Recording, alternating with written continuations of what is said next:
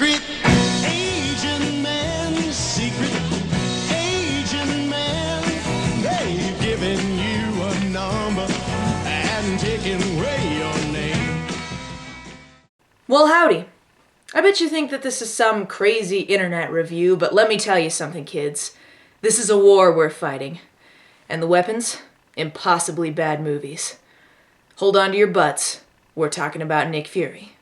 Before I talk about the movie, I'll debrief you on the situation. Nick Fury is a comic book character, and for some godforsaken reason, someone decided to make a movie about him. Sure, sounds like sunshine and daisies, but guess what? This movie was made in 1998, and it stars David Hasselhoff. It was doomed from the start. As for the details, well, for that, I need to bring in the big guns.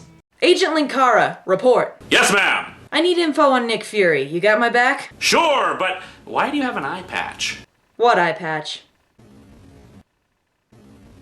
Nick Fury was a comic book character created by Stan Lee and Jack Kirby in 1963. He was originally written as a hero in a World War II combat series and later became a super spy due to the war being long since over. He became the leader of S.H.I.E.L.D., a fictional spy agency, and basically prevents international incidents when he isn't being James Bond. Wow, you got a lot of knowledge in that noggin. You come up with that from memory? Nah, I just found that on Wikipedia. I really don't care that much about Nick Fury. Oh. Still, thanks, kid. Yes, no problem. But, how are you doing a review of Samuel L. Jackson's Nick Fury movie? I mean, it hasn't come out yet. I'm not reviewing the Samuel L. Jackson one, Agent. You don't mean... This is the Hasselhoff one. My God, man! Get out of there while you still can! Good luck, Agent. I'll see you in the afterlife. That poor soul. Oh, well. Let's not pretend I know anything about comics here, but I do know a doozy when I see one. This is one mess of a film, featuring David Hasselhoff trying his best to convince us that he's S.H.I.E.L.D. material. The Hoff plays Nick Fury himself as he battles agents of a terrorist organization called Hydra. The rest of the plot will be revealed on a need-to-know basis, so let's get our hands dirty. We open on Trinity Base, located in Who Gives a Crapistan, the gynecology department, where our villain Baron Wolfgang von Strucker has been put on ice. He's an old enemy of Fury's, sentenced for his crimes against humanity, including being an offensive stereotype and making criminally delicious soup. Private What Am I Doing in Camouflage, this is a military base, is taking care of Popsicle Pete here when some poor schmuck decides to spout off some exposition to him. One shot and the next thing you know, the place is swarming with Hydra. But our fallen soldier isn't going down without a fight. Let us rock and let us roll! That's the difference between being dead and being American. Now it's up to one man to save all our asses, and he's doing what men do. Getting all hot and sweaty. Fury is in an abandoned mineshaft in Canada, searching for... You know what? It's none of your business. The movie doesn't have to explain everything to you. Take some initiative, soldier. Meanwhile, some pansy S.H.I.E.L.D. lackey shows up and interrupts his manly time, prompting the appropriate response. This is Alexander Pierce. He's British. S.H.I.E.L.D. has sent him to collect Fury to lead them on the Von Strucker mission. Unfortunately, training in S.H.I.E.L.D. also requires you to respond to everything in manly one-liners. Well, unfortunately, Pierce, you're gonna have to tell S.H.I.E.L.D. to shove it up their collective end zones. It seems Fury was let go 5 years ago due to being too manly for S.H.I.E.L.D. to handle. Why don't you take your blow dryer and get the hell out of my afternoon sun? Always a pleasure to see the old warhorse chewing out the troops. Introducing Agent Fontaine. She'll be your annoying love interest this evening. All it takes is a classy broad and the news that Soldier Rock and Roll kicked it and Fury is back in the game. We can all be thankful that the game doesn't require lengthy special effects. Welcome to S.H.I.E.L.D., the Supreme Headquarters International Espionage Law Enforcement Division. Thanks for explaining where we work, champ. We couldn't have done it without you. Once they're inside the elevator, the scanner doesn't recognize our boy due to him recently being a Cyclops. Boy, does this movie like to remind us of that. Oh, and I'm glad the helpful overhead speaker let them know about their secret espionage headquarters before they got their security clearance. Top-notch security. I'd expect no less from a comic book spy headquarters. Here we meet Agent Kate Neville, a psychic who also specializes in the power of being horribly underutilized. We're also introduced to Director General Jack Pincer, who specializes in being this film's butt monkey. Oh, we meet again, Fury. Well, I'm not surprised, Pincer. Guys like you tend to cling to the vault no matter how many times you flush. Oh snap. Pincer doesn't like Fury being a vigilante, which also means that he doesn't like America. and smoking. Next on our tour de boredom, we're shown Nick Fury's robot look-alike. If you can see how this will be used right about now, congratulations, you have brain matter. The robot specializes in being creepy as fuck. Fury has shown footage of Andrea von Strucker, Wolfgang's daughter, and one hell of an impressive overactor. I mean, I can practically taste the cheese. We discover that she was the one leading Hydra when they stole Senior von Strucker's body. She also has a useless brother, but who gives a fig's behind? It's 20 minutes into this turkey, and Fury's only shot an elevator. My hopes aren't high. Turns out that Wolfgang was carrying the Death's Head virus, invented by the Nazis as a doomsday weapon, but lost when he died. Hydra plans to reproduce the virus by finding Dr. Arnim Zola, so Fury and his associates make up their mind to find him first. Meanwhile, at the comically overdone Nazi headquarters, Hydra is installing various multicolored lights for no particular reason. Andrea and blonde Gary Oldman are talking to their father whilst trying to find an even more ridiculous tailor. They set up a meeting with von Strucker's old buddies, each one more cartoonish than the last. Greetings. Huh, must have been the ceremonial talk to your dead father robe. I see the remnants of what was once the world's greatest terrorist organization. We don't have any further word on what accent this actress was going for. The case was closed when they discovered her previous credits included Mortal Kombat Annihilation, Beastmaster 3, and Encino Man. Hydra will be in possession of the most dangerous weapon ever created. A how-to guide on gesturing wildly? If there's anything we know, this woman knew how to milk every gesture for what it's worth. Then let this moment be a call to arms for each and every one of you. Yes, use your pinky, Andrea. You must act with every bone in your body. You might think that Andrea is crazy for doing this, but somebody has to pay for those custom-made screensavers and ridiculous outfits. Anyway, she plans on blowing up Manhattan because why not?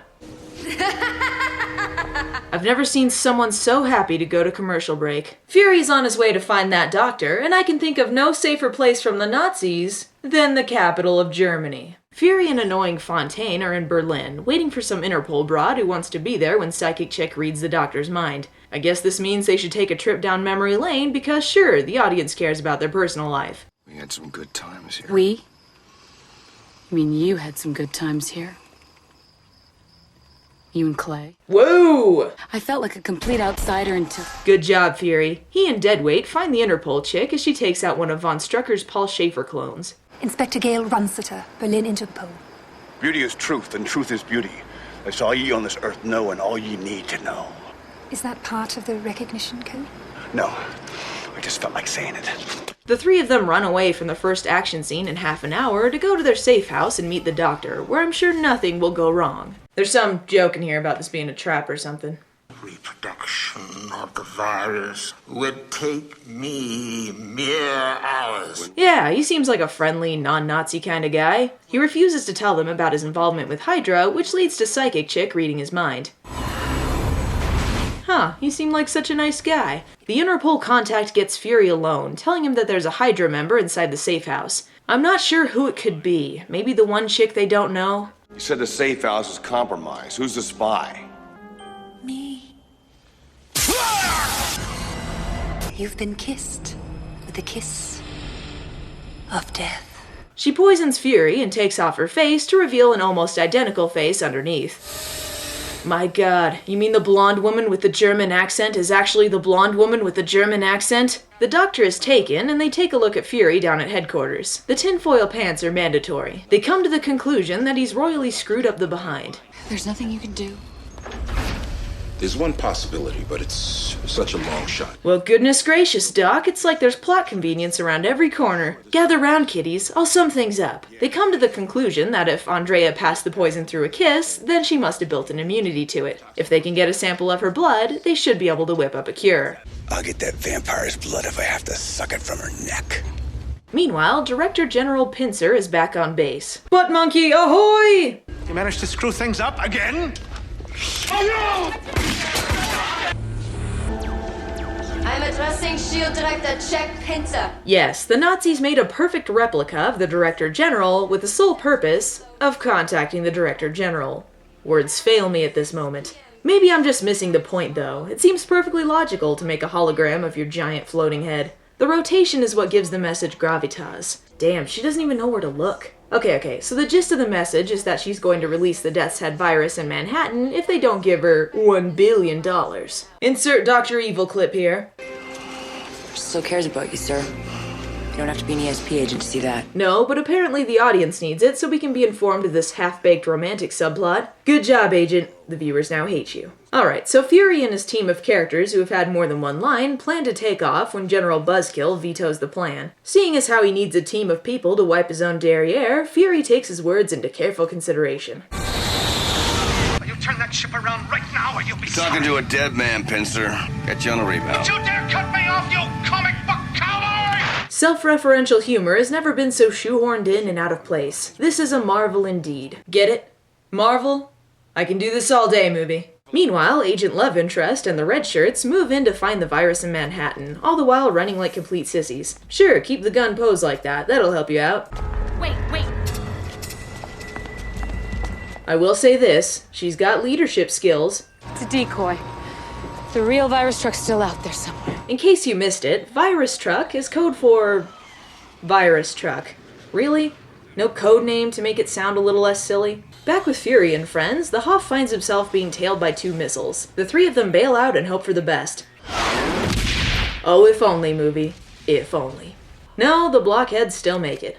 Let's go kick some Hydra butt. Fontaine is hot on the trail of another... virus truck, driven by what's-his-name and Mr. Clean. Are you sure this is it? It looks like a garbage truck. What were you expecting? A big black van with the words virus truck written on the side of it? Fury and the others are closing in when the Colonel spots some lasers with his... laser binoculars. They manage to get through when the Brit uses his... anti-laser spray? The hell? Using the least effective stealth I've ever seen, they manage to take out the single guard watching the empty passageway. Fury begins to suspect that this is a trap, so naturally he keeps going. Wow, it took 5 seconds for that to happen. Astounding. You liked my kissing so much that you're back for more? Oh, for Pete's sake, lady, he called you a vampire metaphorically. You don't have to literally dress like the Count. You can have the woman, and I'll have that pretty one there. Pretty, sure. If by that you mean this is getting pretty painful. And guess what? We're only 2/3 of the way into this clunker. You really are suspicious, aren't you? You know, it's not a very attractive trait. You know, this woman woke up that morning, put on that outfit, and found nothing wrong with it. She has no concept of attractiveness. An electronic lockpick. Take them. You aren't going to take it after you pointed it out? Not like any of what just happened matters anyway. They just throw all of them into a meat locker. Viper screwed up putting me in here. Probably had a fever of 103. I'm normal now. Sure, why not? Let's pretend that's actual science. Not saying cold can't slow down the effects of a poison, but it's not like it cancels anything out. Back to Fontaine and company, the team gets ready to make their move on comical Nazi guy and their laughably bad CGI virus rockets. Weren't we coordinating our incision with the other surgical team? Shouldn't we wait? Oh, yeah, whoops, forgot to mention that. Hope everything worked out with those heat-seeking missiles. You know the saying? If mine eye offend thee, pluck it out. What? He has a fake eye? Then why the hell does he even wear an eye patch? Take cover. You were keeping explosives in there? My god, man, you are suicidal. Butt monkey! Where did they train these guys? Chuck E. Cheese? You're in a special ops team, not a tea party. After carefully taking the time to sneak in, stay stealthy, etc., Fontaine's team just decides to hell with it and starts shooting. The day is saved. Congratulations. Come on, wasn't he dying or something? Yeah, Des sure is hilarious, funny guy. Well, nothing you can do for him now. Let's check in on Andrea von What's-Her-Face. Wow, she's wearing a practical outfit. Things must be serious. Just as it believes that the decision to detonate the warheads was his. You are every bit as ruthless as your father. Wow, if that guy is looking down on you, you've got some serious issues, lady. I mean, he looks like he's wearing someone else's face. Good God, how did he ever get out of the meat locker? Slow choreography, his one weakness. Fury! You're too late! The scenery! It's already being chewed! Revenge is mine. Wow, he must be dead. However can he get out of this situation? I always heard living well's the best revenge. Oh yeah, you had a robot duplicate. I almost forgot an hour ago. They even managed to install sweat implants. That's fantastic. Aren't you dead yet? You know he's even uglier than I remember. You're frozen pop-sickle. Get it, Andrea? Pop-sickle? You over-explained the joke, Fury. I'm afraid I'm gonna have to revoke your license to dish out one-liners. Nick, thank God. I thought you were dead. I was, but now I'm better. Except for that whole deadly poison thing, but whatever. Once they need the abort code for the virus missile thingamajigs, they suddenly remember they have a psychic on the team, so she tries to read Blondie over there. Now you listen to me. Now you dig deep. We have to go deeper. You're our only chance. The numbers. I need the numbers. Oh, for crying out loud. I know she's got a hamster on a wheel in there, but we all know they win. They get the abort code and the missiles politely wait until the end of the countdown to go back in. Score one for the free world. I will see you in hell for this. We'll do lunch. They get Von Strucker's blood in time for her to escape her handcuffs. I don't know.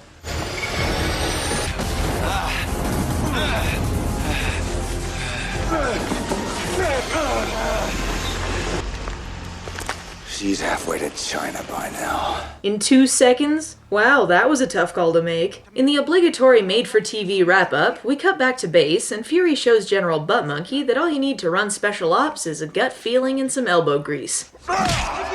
Wow, his lackeys didn't even stick around. That was a burn if I ever saw one. Now we need to wrap up the schmaltzy love story that got shoved in here. Let's see what Hallmark moment they've got in store for us. Maybe I lost more than my job when I parted ways with S.H.I.E.L.D.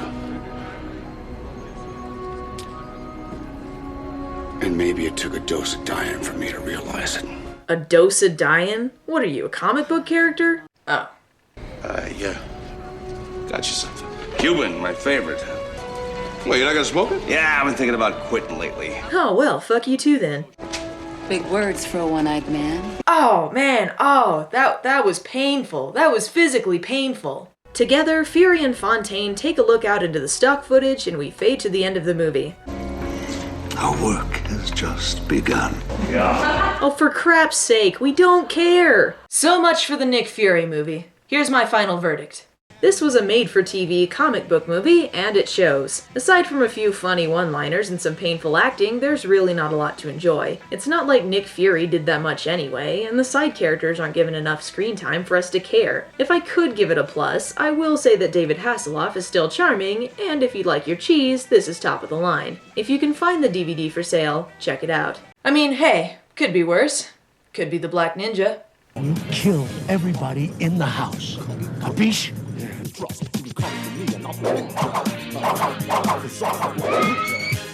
No!